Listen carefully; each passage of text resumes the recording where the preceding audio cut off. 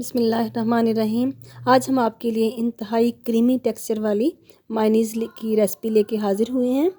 और ये कैसे बनाई जाती है, ये चलते हैं अपनी रेसिपी की तरफ। यहाँ पर हमने एक अंडा लिया है और 7 से 8 चवे इसके अंदर हमने लहसुन के ऐड किए हैं। हाफ़ टी स्पून नमक ऐड किया है, 1 टेबलस्पून चीनी, half tea spoon black pepper powder, आप वाइट पेपर पाउडर भी यूज़ कर सकते हैं, और 1 टेबलस्पून सिरका। अब हम अपनी जूसर को चलाएंगे। मिल्क शेकर को चलाने के बाद 2 मिनट तक चलाएंगे ताकि अंडा जो है वो फ्लफ़ी सी फॉर्म में हो जाए और सारे इंग्रेडिएंट्स जो हैं इसके अंदर अच्छी तरह से मिक्स हो जाएं। अब हम इसके अंदर एक अंडे के अंदर 2 कप कुकिंग ऑयल ऐड करेंगे और इसको हमने एकदम से ऐड नहीं करना, तकरीबन बारीक धार बांध के 4 से 5 मिनट तक शेकर को चलाना है।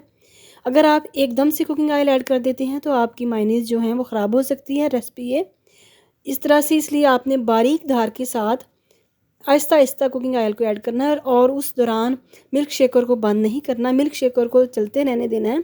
तकरीबन 4 से 5 मिनट के बाद मायनीज़ जो है आपकी रेडी हो जाएगी। ये देखिए फ्लफ़ी सी फॉर्म में रेडी हो चुकी है। इस तरह से स्पैचुला पे डाल के हम आपको दिखाते हैं। अब इसको डिश आउट करते हैं। ये देखें किस कदर मज़े की और हमारी फ्लफ़ी सॉलिड फॉर्म में मायनीज़ रेडी हो चुकी है।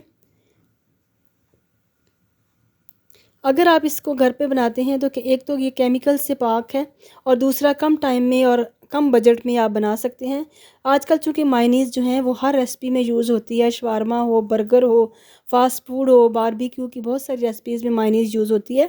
अगर आप घर पे बनाते हैं तो बड़ा आसानी से और बड़े कम टाइम में बन जाती है।